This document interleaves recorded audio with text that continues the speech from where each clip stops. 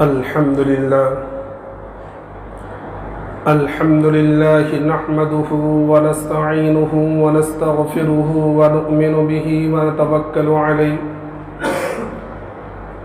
ونعوذ بالله من شرور أنفسنا ومن سيئات أعمالنا من يهد الله فلا مضل له ومن يضلله فلا هادي له ونشهد أن لا إله إلا الله وحده لا شريك له ولا نظير له ولا معين له ولا مشير له ولا مثال له ولا مثل له ونشهد أن سيدنا وسندنا وشفيعنا وحبيبنا ومولانا محمدا عبده ورسوله أما بعد فقد قال الله تبارك وتعالى في القرآن المجيد والفرقان الحميد فأعوذ بالله من الشيطان الرجيم بسم الله الرحمن الرحيم وما خلقت الجن والإنس إلا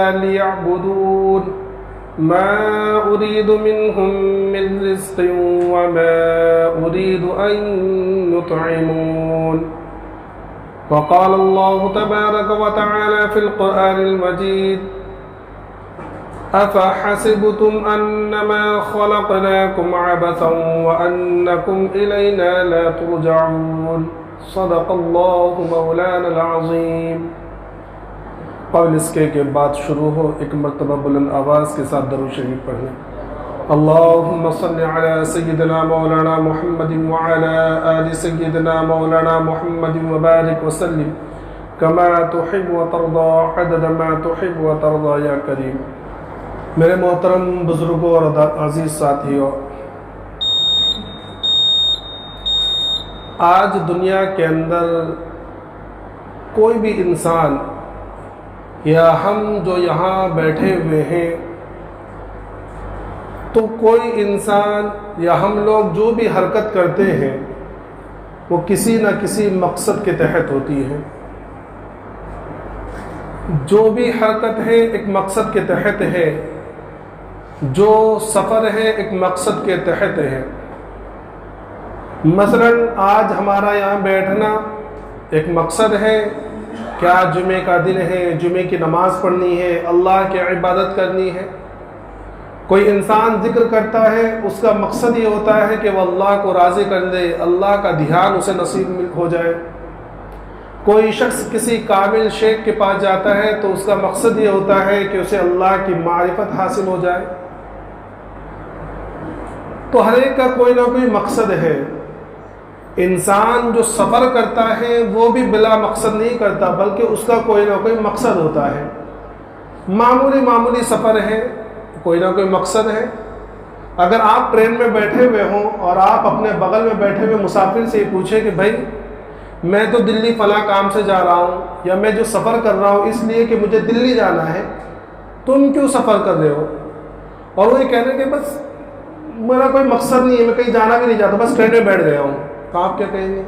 تو بھائی بیوقوف شخص کہ اس کو عقل نہیں ہے کہ بس ایسی ٹرین میں بیٹھ گیا، کوئی مقصد نہیں ہے اس کا، کہیں جانا نہیں ہے، کوئی منزل نہیں ہے، ہم اسے بیوقوف کہیں گے۔ تو ہر حرکت، ہر سفر کا ایک نہ ایک مقصد ہوتا ہے۔ اب کچھ سفر ہوتے ہیں زمانی اور کچھ سفر ہوتے ہیں مکانی۔ مکانی مطلب یہ ہے کہ ہم گھر میں تھے، گھر سے ہم نے سفر کیا، حرکت کی مسجد میں آ گئے کہ ایک مکان سے دوسرے مکان میں چلے گئے۔ ایک سفر ہوتا ہے سفر زمانی، کہ ایک زمانے سے دوسرے زمانے میں جانا۔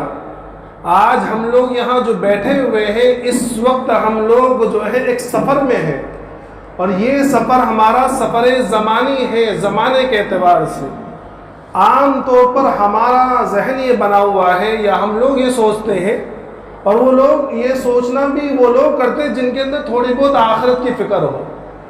وہ یہ سمجھتے ہیں کہ بھئی ہمارا ایک سفر شروع ہوا تھا، وہ ماں کے پیٹ سے جب ہم دنیا میں پیدا ہوئے اس وقت سے لے کر جب تک ہم قبر میں جائیں گے، یہ ایک ہمارا سفر ہے۔ حالانکہ یہ صحیح نہیں ہے۔ ہمارا سفر اس وقت سے شروع ہوا تھا جس وقت سے اللہ تبارک و تعالی نے حضرت آدم علیہ السلام کو پیدا فرمایا، اور حضرت آدم علیہ السلام کو بنانے کے بعد اللہ تبارک و تعالیٰ نے آدم علیہ السلام کی پشت پر ہاتھ رکھا. جب اللہ تبارک و تعالیٰ نے حضرت آدم علیہ السلام کی پشت پر ہاتھ رکھا تو وہاں سے کچھ لوگ نکلے, کچھ روحیں نکلی. اللہ تبارک و تعالیٰ نے ارشاد فرمایا یہ سادے کے سادے جنتی ہے. اس کے بعد پھر اللہ تبارک و تعالیٰ نے دوبارہ ہاتھ پھیرا. جب دوبارہ ہاتھ پھیرا تو حضرت آدم علیہ السلام کی پشت سے دوسری نسلیں نکلی, دوسری روحیں نکلی. اللہ تبارک و تعالیٰ نے ارشاد فرمایا کہ یہ جہنمی لوگ ہیں. اور علماء نے اس کی تفسیر بیان فرمائی کہ مقصد یہ ہے کہ پشت در پشت جتنے بھی لوگ تھے وہ سارے لوگ جمع ہوئے, سارے لوگوں کو اللہ تبارک و تعالیٰ نے نکالا. اب ذہن میں یہ بات نہ آ جائے کہ بھئی جب پہلے سے ہی طے ہے کہ بھئی جنتی یہ ہے اور جہنمی یہ لوگ ہیں تو پھر عمل کرنے کی ضرورت کیا ہے. اللہ کے رسول صلی اللہ علیہ وسلم سے صحابہ کرام نے پوچھا کہ یا رسول اللہ, جب پہلے سے طے ہے کہ یہ لوگ جہنمی ہیں, یہ لوگ جنتی ہیں, تو پھر عمل کا کیا مطلب؟ تو اللہ کے رسول صلی اللہ علیہ وسلم فرمائے کہ نہیں, عمل کرتے رہو, کیونکہ اللہ تبارک و تعالیٰ ہر ایک کو اس کے اعتبار سے عمل کرنے کی توفیق دیتا ہے. آج جب ہم لوگ نماز کے اندر شریک ہونے کے لیے آئے ہیں, ہم نیک عمل کرنے کے لیے آگے بڑھ رہے ہیں, اللہ تبارک و تعالیٰ میں نیک عمل کرنے کی توفیق دے رہا ہے, تو ذہن میں یہ رکھے کہ انشاءاللہ ہم لوگ جنتی لوگوں میں سے ہیں, جنتی روحوں میں ہمارا شمار ہے. اگر ہم اسی پر چلتے رہیں تو اللہ تبارک و تعالیٰ ہمیں کل قیامت میں جنت میں داخل فرمائے گا. لہذا عمل کرتے رہو. تو اللہ تبارک و تعالیٰ نے اس وقت تمام عالم ارواح کے اندر تمام روحوں کو جمع کر کیا اور پھر ان سے ایک عہد لیا اور ان سے کہا وَإِذْ أَخَذَ رَبُّكَ مِن بَنِي آدَمَ مِن ظُهُورِهِمْ ذُرِّيَّتَهُمْ وَأَشْهَدَهُمْ عَلَىٰ أَنفُسِهِمْ کہ اللہ تبارک و تعالیٰ نے حضرت آدم علیہ السلام کی پشت در پشت جتنے بھی لوگ آنے والے تھے, آدم علیہ السلام سے لے کر کل قیامت تک پیدا ہونے والا آخری فرد تمام لوگوں کو جمع کیا. یہ جمع کرنے کا کیا شکل و صورت تھی؟ تو مفسرین نے لکھا ہے کہ جو وادی نعمان جس کو کہا جاتا ہے, وادی عرفات جس کو اس کا نام ہے, عرفات کے میدان میں تمام لوگوں کو جمع کیا. اب ذہن میں یہ کہ بھئی اتنے سارے لوگ ایک ساتھ میں کیسے جمع ہوئے؟ تو مفسرین نے لکھا ہے کہ اس وقت سارے لوگوں کے جو جسم و جثہ تھا وہ جیسے اس وقت ہم لوگ یہاں بیٹھے ہوئے ویسا نہیں تھا, بلکہ تمام کے تمام لوگ بالکل اسی حیت کے اندر. ایسا بھی نہیں کہ بھئی حیت الگ تھی, حیت یہی تھی, وہی سر, وہی آنکھیں, وہی ہاتھ, وہی پیر سارے, لیکن جو جسم ڈول تھا اور جثہ جو تھا فرمایا مفسرین لکھتے ہیں کہ بالکل چونٹی کے برابر, کہ آنکھ وغیرہ ناک وغیرہ سب کچھ ایسی تھی, لیکن ڈیل ڈول جو تھا بالکل چونٹی کے برابر اتنے ہوتے. تو ظاہر سی بات ہے کہ اتنا جب تھا تو کتنے سارے لوگ کہیں بھی سمجھ آئیں گے. تو اللہ تبارک و تعالیٰ نے تمام لوگوں کو وہاں جمع کیا وادی عرفات میں, اور پھر ان سے ایک عہد دیا الست بربکم, کیا میں تمہارا رب نہیں ہوں, تمہارا پروردگار نہیں ہوں, تمہارا پالنے والا نہیں ہوں؟ تو لکھا ہے مفسرین نے کہ سارے لوگ خاموشی پہ جواب کیا دے. تو سب سے پہلے آقا مدنی محمد عربی صلی اللہ علیہ وسلم ارشاد فرمایا, جواب دیا کہ قالوا بلا کہ الہی, آپ ہمارے پروردگار ہیں, آپ ہمارے پالنے والے ہیں, آپ ہمارے رب ہیں. اس کے بعد سارے انبیاء کرام نے, اور اس کے بعد پورے انسانیت نے, پورے لوگوں نے ایک جٹ ہو کر کہا قالوا بلا, کہ ہاں آپ ہمارے پالنہار ہیں, آپ ہمارے رب ہیں, آپ نے ان کو پیدا کیا, آپ کی ہم عبادت کریں گے. ہم تمام لوگوں نے یہ وعدہ کیا. تو اللہ تبارک تعالیٰ نے فرمایا کہ بھئی تمہیں دنیا میں جا کر اس کا امتحان دینا ہے, اور اس امتحان میں کامیاب ہو کر آنا ہے کہ تم جو وعدہ یہاں کر رہے ہو کل قیامت میں آ کر تم یہ نہ کہہ دو کہ ہمیں یہ وعدہ یاد نہیں رہا تھا. تو اللہ تبارک تعالیٰ نے پھر ایک سلسلہ شروع کیا انبیاء کرام کا, جو ہر زمانے میں آتے رہے اور یہ عہد اور یہ وعدہ یاد دلاتے رہے. اور اس کے بعد آخر پیغمبر جناب محمد مصطفیٰ صلی اللہ علیہ وسلم دنیا کے اندر تشریف لائے, اور آپ نے یہ وعدہ ہم کو بتلایا اور ہمیں بتلایا کہ یہ جو ہے ایک عہد لیا گیا تھا, اب اس عہد کے تحت تمہیں کام کرنا ہے. تو اللہ تبارک تعالیٰ نے ہمیں ایک سفر پر بھیجا ہے. یہ سفر شروع ہوا عالم ارواح سے, اور اس کے بعد ہم آئے اپنے باپ کی پشت میں, اور باپ کی پشت سے رحم مادر میں, اور ماں کے رحم مادر سے ماں کے پیٹ میں جب ہم آئے ایک زمانہ وہ گزرا تقریباً 9 مہینے کا زمانہ، 7 مہینے کا زمانہ، 6 مہینے کا زمانہ، 2 سال کا زمانہ، کہ کم سے کم مدت 6 مہینے، زیادہ سے زیادہ مدت 2 سال، کہ اتنے عرصے ماں کے پیٹ میں رہے، اور اس کے بعد پھر وہاں سے نکل کر یہ عالم دنیا میں آئے۔ تو اس وقت ہم سب ایک سفر میں ہیں، سمجھے؟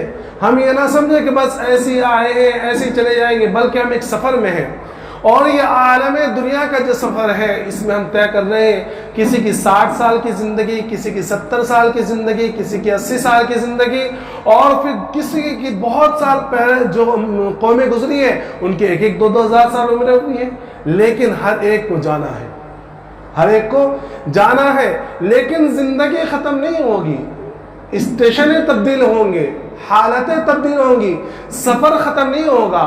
اس عالم دنیا کے بعد ایک سفر شروع ہوگا، وہ ہے قیامت والا سفر، اور اس کی شروعات ہوگی موت سے۔ اس کی شروعات کہاں سے ہوگی؟ موت سے، اور موت کے بعد ایک دوسرا سفر اور دوسری زندگی ہوگی، وہ ہے عالم برزخ جس کو کہتے ہیں، قبر والی زندگی، کہ موت کے بعد وہاں پہنچنا ہے۔ اس لیے موت تو ہر حال میں آنی ہے۔ دیکھو میں نے پہلے بھی اس بات کو بتلایا تھا کہ موت سے کبھی کسی نے انکار نہیں کیا، موت سے کبھی کسی نے انکار نہیں کیا۔ مشرکین مکہ بھی یہ کہتے تھے کہ موت آنی ہے۔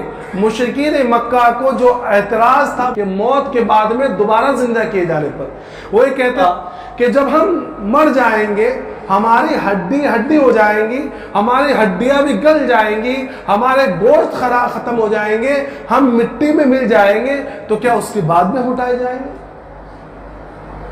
تو یہ کہتے تھے کہ یہ تو بہت دور کی بات ہے، ہیہات لما توعدون، کہ کیسے ہو سکتا ہے کہ مر مٹنے کے بعد دوبارہ اٹھایا جائے؟ لیکن مرنے پر اعتراض نہیں تھا، اس لیے قرآن کریم نے موت کو یقین سے تعبیر کیا ہے بہت ساری جگہ۔ وَاعْبُدْ رَبَّكَ حَتَّى يَأْتِيَكَ الْيَقِينُ، اللہ کے رسول صلی اللہ علیہ وسلم کو حکم دیا گیا کہ نبی جی آپ اپنے رب کی عبادت کیجئے، کب تک کیجئے؟ یہاں تک کہ آپ کو یقین آ جائے۔ کیا یقین آ جائے؟ مطلب آپ کے اوپر موت طاری ہو جائے، آپ اس دنیا سے پردہ فرما جائے۔ سورہ مدثر کے اندر قیامت کا نقشہ کھینچا، اور وہاں جہنمیوں کا نقشہ کھینچنے کے بعد جو آپس میں بات چیت ہوئی، تو جنت والے جہنمیوں سے پوچھیں گے کہ بھئی تم کون ہو؟ تم تو بڑے اچھے تھے دنیا کے اندر، سمجھے، بڑے مالدار تھے، بڑی بڑی تمہاری کوٹھیاں تھیں، بڑی بڑی تمہاری عمریں ہوئی ہیں، بڑے عیش و آرام میں رہا کرتے تھے، تم تو دنیا کے اندر بڑے عزت والے سمجھے جاتے تھے، تو ما سلککم فی سقر، تم جہنم میں کیسے آ گئے؟ تم تو دنیا کے اندر بڑی بڑی ڈگری والے تھے، بڑے باعزت سمجھے جاتے تھے، اونچی سوسائٹیوں میں تمہارا اٹھنا بیٹھنا تھا، تو ما سلککم فی سقر، تم جہنم میں کیسے آ گئے؟ تو جہنم میں کیا کہیں گے؟ قالوا لم نک من المصلین ولم نک نطعم المسکین وکنا نخوض مع الخائضین، کہ ہم دنیا کے اندر نماز نہیں پڑھا کرتے تھے۔ کیا کہیں گے؟ سب سے پہلی وجہ کہ ہم دنیا کے اندر نماز نہیں پڑھا کرتے تھے، وَلَمْ نَكُ نُطْعِمُ الْمِسْكِينَ، اور مسکینوں کو کھانا نہیں کھلایا کرتے تھے، اور اس کے بعد کیا کہ حَتَّى أَتَانَا الْيَقِينَ، ہم یہ سارے کام جب تک کرتے رہے یہاں تک کہ ہم کو موت آ گئی، یقین آ گیا، یعنی کہ موت آ گئی۔ تو موت تو ہر ایک کو آنی ہے۔ اب مسئلہ موت کے بعد کی ایک زندگی ہے عالم برزخ، یہ وہ زندگی ہے جس زندگی کا دار و مدار اس دنیاوی زندگی پر ہے۔ اگر دنیا کے اندر ہم اچھے عمل کر کے چلے گئے، دنیا کے اندر ہم اچھے اعمال کر کے چلے گئے، اللہ کی فرما برداری کر کے چلے گئے، اللہ کے رسول کے طریقے پر زندگی گزار کر چلے گئے، تو فرمایا کہ جب قبر والی زندگی ہوگی، عالم برزخ ہوگا، اور وہاں کا سب سے پہلا سامنا فرشتوں کے ساتھ جب ہوگا، اور منکر نکیر ہمارے سامنے آئیں گے، اور وہ 3 سوال کریں گے، مر ربک، ما دینک، ماذا تقول فی ھذا الرسول، کہ تیرا رب کون ہے، تیرا مذہب کیا ہے، اور تو اس شخص کے بارے میں کیا کہتا ہے؟ کہ قبر کے اندر سارے پردے ہٹا دیے جائیں گے، اور آقا مدنی محمد عربی صلی اللہ علیہ وسلم کی شبیہ دکھائی جائے گی، اور فرمایا جائے گا، پوچھا جائے گا کہ یہ کون ہے، تو اس شخص کے بارے میں کیا کہتا ہے؟ تو اگر ایمان والا ہوگا تو فوراً کہے گا کہ میرا رب اللہ ہے، میرا دین اسلام ہے، اور یہ میرے پیارے آقا جناب محمد مصطفیٰ صلی اللہ علیہ وسلم ہے۔ کب ہوگا؟ جب دنیا کے اندر اچھی زندگی گزار کے جائیں گے، دنیا کے اندر اچھے اعمال والی زندگی گزار کے جائیں گے، دنیا کے اندر اللہ کی فرمانبرداری والی زندگی گزار کے جائیں گے، دنیا کے اندر آقا مدنی محمد عربی صلی اللہ علیہ وسلم کے طریقے پر زندگی گزار کے جائیں گے تو فوراً سوالات کے جوابات دیں گے۔ بلکہ لکھا ہے کتابوں کے اندر کہ ایسے لوگ دنیا کے اندر ایسے گزار کے زندگی گئے ہیں، پیاری زندگی اور سنتوں والی زندگی اور فرما برداری والی زندگی، کہ کل قبر کے اندر جب ان کے پاس فرشتے آئے تو وہ الٹا فرشتوں سے سوال کرنے لگے۔ رابعہ بصریہ رحمۃ اللہ علیہا کے بارے میں لکھا ہے کہ جب فرشتے ان کے پاس سوال کرنے کے لیے آئے تو وہ پوچھنے لگے کہ بھئی کہاں سے آئے ہو؟ تو پہلے فرشتے سٹپٹائے کہ بھئی ہم سے سوال، تو کہا آسمان سے آئے ہیں، اللہ نے بھیجا ہے۔ کہا کتنی دور سے آئے؟ کہا کہ آسمان سے آئے ہو۔ تو تمہیں معلوم ہے تمہارا رب کون ہے؟ تو فرشتے کہنے لگے ہاں بھائی ہم فرشتے ہیں، ہمارا رب ہمیں معلوم ہے۔ تو کہنے لگے کہ تم آسمان سے آئے ہو، اتنی دور سے، تمہیں معلوم ہے تمہارا رب کون ہے؟ میں 4 گز زمین سے نیچے کے آ جاؤں میں بھول جاؤں گی کہ میرا رب کون ہے؟ سمجھے کہ ایسی زندگی گزار کر گئے تھی، خوف والی، تقوی والی۔ بلکہ بعض روایتوں کے اندر آتا ہے کہ ایسے لوگ بھی ہوں گے جب فرشتے ان کے پاس جائیں گے سوال کرنے کے لیے تو فرشتوں سے کہیں گے کہ بھائی جلدی کرو، مجھے چھوڑ دو، میرا عصر کی نماز کا وقت نکلا جا رہا ہے، مجھے عصر کی نماز پڑھنی ہے۔ تو فرشتے اللہ سے کہیں گے اللہ تو نے ہمیں سوال کے لیے بھیجا تھا، ہم اس سے سوال پوچھ رہے ہیں، یہ کہہ رہا ہے کہ مجھے نماز پڑھنے جانا ہے۔ تو اللہ اس کی مدد فرمائیں گے اور سوالات کو آسان کر دیں گے۔ اور اگر دنیا کے اندر عیش و آرام والی زندگی گزار کے چلا گیا، من مرضی والی زندگی، کہتے ہیں نا بھائی 4 دن کی زندگی، پھر اس کے بعد کیا ہوتا ہے؟ بس ایس کی زندگی گزار کے چل جاؤ، مست مولا والی زندگی گزارو، کیا ضرورت ہے نماز پڑھنے کی، کیا ضرورت ہے کسی کے ماننے کی، جو من میں آئے وہ کرو، میرا جسم میری مرضی، میرا مال میں جہاں خرچ کروں، میری زندگی میں جیسی زندگی گزارو، مست مولا والی زندگی گزار کے چلے گئے۔ تو فرمایا کہ جب فرشتے آئیں گے تو اس کے جواب میں کہیں گے لا ادری، مجھے کچھ نہیں معلوم، میں نہیں جانتا۔ تو جب اچھی زندگی گزار کر جاؤ گے، اعمال والی زندگی گزار کے جاؤ گے، فرمانبرداری والی زندگی گزار کے جاؤ گے تو سوالات آسان۔ پھر اللہ کی طرف سے حکم ہوگا فرشتوں کو، کیا حکم ہوگا کہ بھائی اچھا سا بستر بچھا دو جنت کا لباس پہنا دو، جنت کی کھڑکیاں کھول دو اور اس سے کہو کہ سو جا۔ کیسے سونا ہے؟ ایسے سو جیسے کہ دلہن سویا کرتی ہے، اور دلہن کو کبھی بھی دلہن کو کون اٹھاتا ہے؟ اس کے شوہر کے علاوہ کوئی آ کر نہیں اٹھاتا ہے، پریشان نہیں کرتا۔ تو کہا کہ ایسا سو جیسے کہ پہلی رات کی دلہن سوتی ہے، کہ بس قیامت میں اللہ تجھے اٹھائے گا اور پھر جنت میں داخل کرے گا۔ اور اگر اچھے سوالات کے جوابات نہیں دیے، اچھی زندگی گزار کر نہیں گئے، نافرمانی والی زندگی گزار کر گئے، سنتوں سے ہٹی ہوئی زندگی گزار کے گئے، اور وہاں جا کر سوالات کے جوابات میں کہا لا ادری، میں نہیں جانتا، تو اللہ کی طرف سے حکم ہوگا کہ بھائی پہناؤ جہنم کے کپڑے، پہناؤ آگ کے کپڑے پہناؤ۔ زمین تنگ کر دی جائے گی، قبر تنگ کر دی جائے گی، ایک پسلی دوسری پسلیوں میں گھس جائے گی، اور ازدہے مسلط کر دیے جائیں گے جو کاٹتے رہیں گے قیامت تک، پتہ نہیں کتنا عرصہ قبر کے اندر رہنا ہے۔ تو معمولی بات سمجھے ہم، یہ قبر والی زندگی، اللہ کے رسول صلی اللہ علیہ وسلم فرمایا کہ یہ قبر، اس قبر کو معمولی نہ سمجھو، یا تو یہ جہنم کے گڑھوں میں سے گڑھا ہے یا جنت کے باغوں میں سے ایک باغ ہے۔ اس لیے سیدنا عثمان بن عفان رضی اللہ تعالیٰ جیسا شخص جس کے بارے میں اللہ کے رسول صلی اللہ علیہ وسلم فرمایا کہ یہ جنتی ہے، ملائکہ اس سے حیا کھاتے ہیں، شرم کرتے ہیں ملائکہ اس سے۔ ان کی حالت یہ ہے کہ جب قبر میں کھڑے ہوتے ہیں، تو قبر کے پاس کھڑے ہوتے ہیں تو اتنا روتے ہیں کہ داڑھی مبارک آنسو سے تر ہو جاتی ہے۔ کسی نے پوچھا کہ امیر المؤمنین آپ قبر کے پاس اتنا روتے، کیا بات ہے؟ فرمایا کہ میرے آقا صلی اللہ علیہ وسلم فرمایا کہ قبر کی منزل بڑی سخت منزل ہے، اگر یہ آسان ہو گئی تو سارے منازل آسان ہو جائیں گے، اور اگر یہاں پکڑ ہو گئی تو آگے کی منزل اور زیادہ کٹھن ہو جائے گی۔ تو یہ قبر کی منزل، اور اس کے بعد پھر سفر ختم نہیں ہونے والا ہے، اس کے بعد پھر محشر کی منزل، اور محشر میں پہنچنا، اور وہاں اس حال میں پہنچنا ہے کہ بالکل برہنہ ہوں گے، اور نفسی کا عالم ہوگا، ہر ایک دوسرے سے بھاگتا ہوگا۔ عجیب منظر کہ ایک دوسرے سے بھاگتا، باپ بیٹی سے بھاگتا ہوا ہوگا، ماں بیٹی سے بھاگتی ہوئی ہوگی، بھائی سے بھاگتا ہوا ہوگا، بہن بھائی سے بھاگتا ہوا ہوگا، بیوی شوہر سے بھاگتی ہوئی ہوگی، اور شوہر بیوی سے بھاگتا ہوا ہوگا۔ ہر ایک کو نفسی کا عالم ہوگا، ہر ایک یہ سوچے گا بس میں بچ جاؤں۔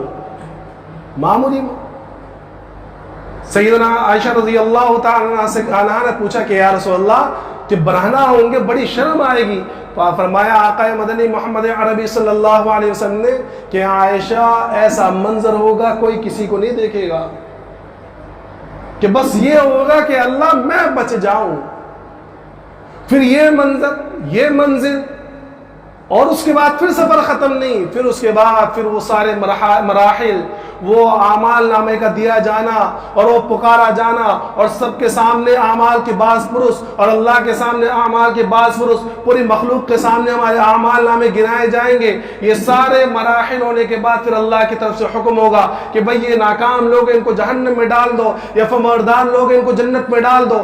جب جنت اور جہنم کا فیصلہ ہو جائے گا اس کے بعد بھی سفر ختم نہیں، اب وہ زندگی شروع ہوگی جس کے بعد کبھی موت نہیں ہوگی، کوئی موت نہیں، موت کو بھی موت آ جائے گی، سارے فیصلے ہو جائیں گے، سمجھے، سارے فیصلے، کہ قیامت کے اندر ہر ایک کا فیصلہ، روایتوں کے اندر لکھا ہے کہ یہاں تک کہ جانوروں کے فیصلے ہوں گے، کہ اگر کسی سینگ والی بکری نے کسی بے سینگ والی بکری کو مارا ہوگا تو قیامت میں ان کا بھی فیصلہ ہوگا کہ بھئی اب تمہیں سینگ دی جاتے تم اس کو مار لو۔ اور اس کے بعد جب سارے جانوروں کے فیصلے ہو جائیں گے تو سارے جانوروں کو مٹی کا بنا دیا جائے گا۔ اس وقت کافر کہیں گے وَيَقُولُ الْكَافِرُ يَا لَيْتَنِي كُنْتُ تُرَابًا، اے کاش کہ میں بھی جانور ہوتا اور میں بھی مر مٹ کر مٹی بن گیا ہوتا۔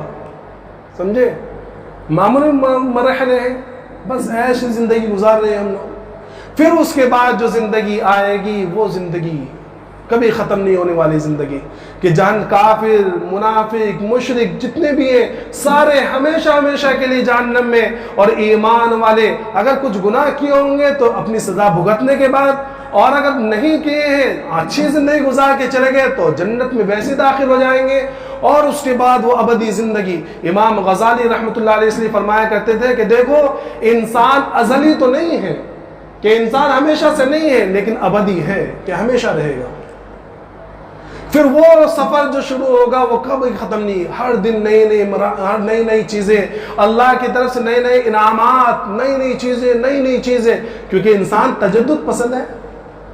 سمجھ میں آیا کہ دنیا کے اندر ہم یہ دیکھتے ہیں کہ بھئی ایک چیز سے بور ہو جاتا ہے، تو بھئی کبھی کبھی سوال آتا ہے، ہمارے بھی ساتھیوں کے ذہن میں سوال آتا ہے کہ جنت میں اتنی لمبی زندگی تو وہاں رہیں گے کیسے، ایک مرحلے پہ تو اٹھا جائیں گے، نہیں، کیونکہ تجدد پسند ہے تو اللہ نے سارا انتظام کیا ہوا ہے کہ جنت میں نئی چیزیں، ہر دن نئی چیز، کبھی یہ مل رہا ہے، کبھی وہ مل رہا ہے، کبھی یہ بازار لگے ہوئے، کبھی وہ بازار لگے ہوئے، اور پھر اس میں اللہ کا دیدار، کہ جب اللہ کا دیدار ہوا کرے گا تو 40 سال تک تو بندہ صرف اللہ کو دیکھتے ہوئے گزار دے گا، کہ وہ خمار اور وہ نشہ اور وہ اللہ کے دیدار کی وہ لذت ہوگی کہ 40 سال تک اس کو پتہ ہی نہیں چلے گا کیا ہو گیا، اور وہ پھر ہر جمعے کو دیدار ہوا کرے گا اللہ تبارک و تعالیٰ کا۔ تو یہ کہنے کا مقصد یہ ہے کہ یہ اتنا بڑا سفر کہ عالم ارواح سے لے کر وہ نہ ختم ہونے والی زندگی جنت اور جہنم کی، اتنا بڑا سفر بے مقصد ہے کہ میں نے بتلایا تھا کہ آج ایک گھنٹے کا سفر اگر ہم کرتے ہیں، یا ممبئی سے دلی جا رہے ہیں، ممبئی سے بہار جا رہے ہیں، پٹنہ جا رہے ہیں، یہ جو سفر اگر کوئی بے مقصد کرے تو ہم اسے پاگل کہیں گے۔ تو یہ عالم ارواح سے شروع ہونے والا سفر اور یہ ابدی زندگی والا سفر ہمیں لگتا ہے کہ بے مقصد ہے،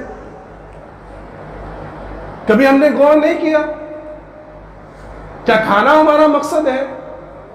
نہیں، اگر کھانا مقصد ہوتا تو کھانا ہمیشہ ہمیشہ کے لیے ہوتا، لیکن پتہ چلا کہ کھانے کی مقدار کب تک؟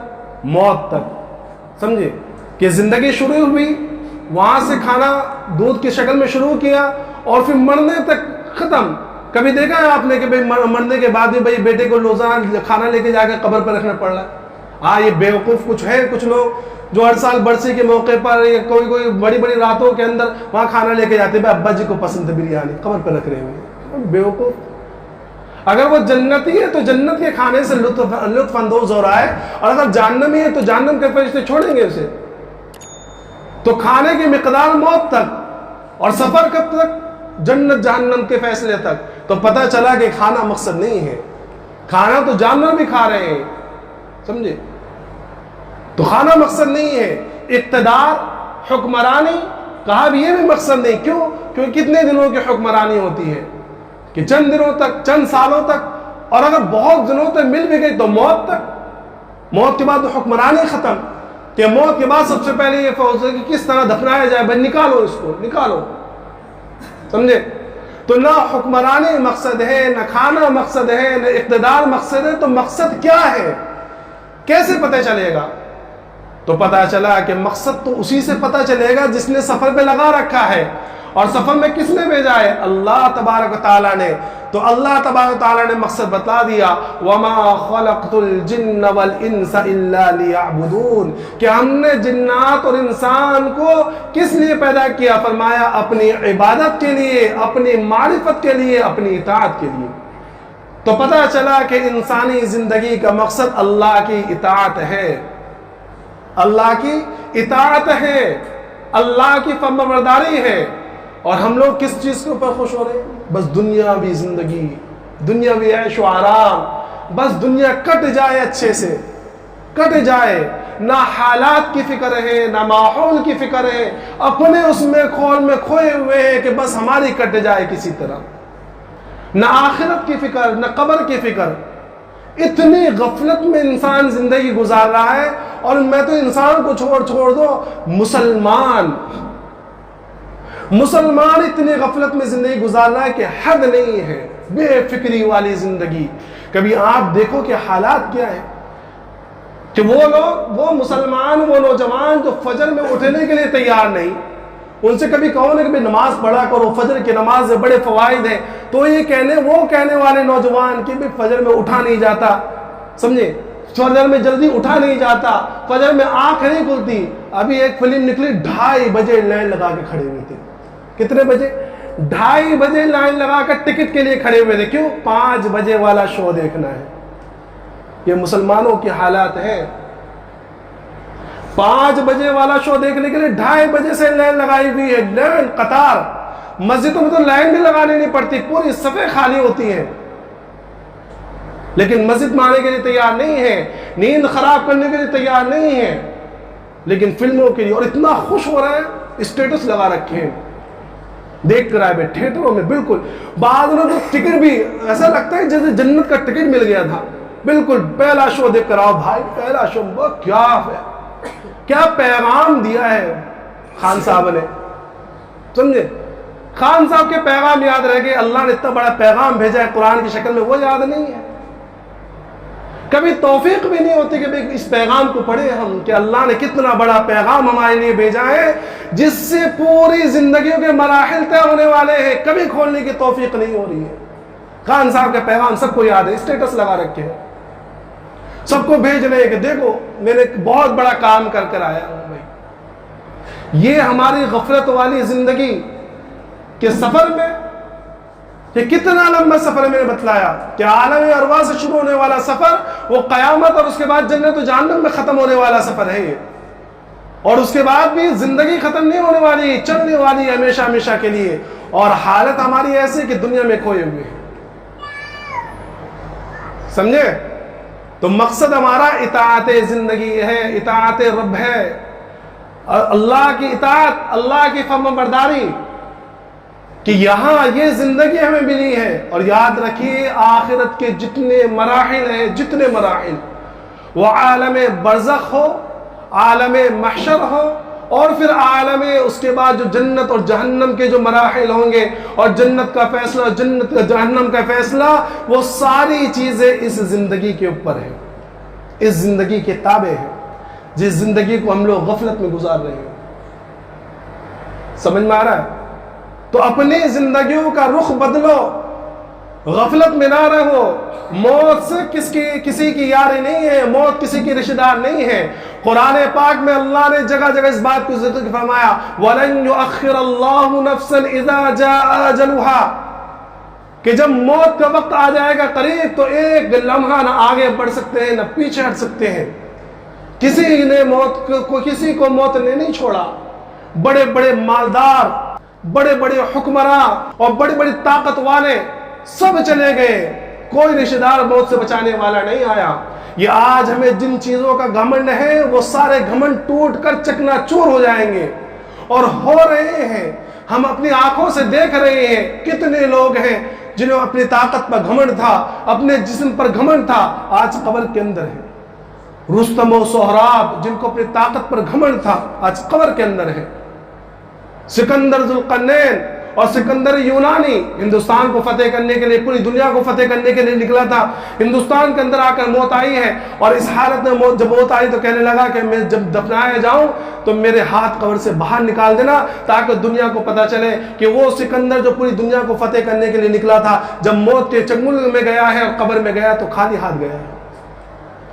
فرعون، قارون اور عاد و ثمود، بڑی بڑی قومیں سب چلے گئے، نام و نشان مٹ گیا ہے، ہمارا بھی مٹ جائے گا۔ لیکن اگر زندگی بنا کر چلے گئے تو میرے محترم بزرگ دوستو، قبر کی منزل بھی آسان، حشر کی منزل بھی آسان۔ ایسا وقت گزرے گا حشر میں کہ بھئی ایسا لگے گا کہ بے اثر کی نماز کے لیے کھڑے ہوئے تھے، نماز کا وقت گزر گیا اور سارا مرحلہ آسان ہو جائے گا۔ اور اگر نہیں گزار کے اپنی من مرضی والی زندگی گزارے اور رب کو ناراض کر کے گئے تو فرمایا کہ ایسا مرحلہ اور وہ محشر کا وقت ایک دن 1000 سال کا لگے گا۔ تو میرے محترم بزرگ دوستو، غفلت کی زندگی سے باز آئے، اپنے سفر کو پہچانے، اپنے مقصدی زندگی کو پہچانے، اللہ کی اطاعت میں اپنی زندگی گزارے۔ اللہ تبارک و تعالیٰ تمام کو اپنی اطاعت والی زندگی گزارنے کی توفیق عطا فرمائے۔ وآخر دعوانا الحمدللہ رب العالمین۔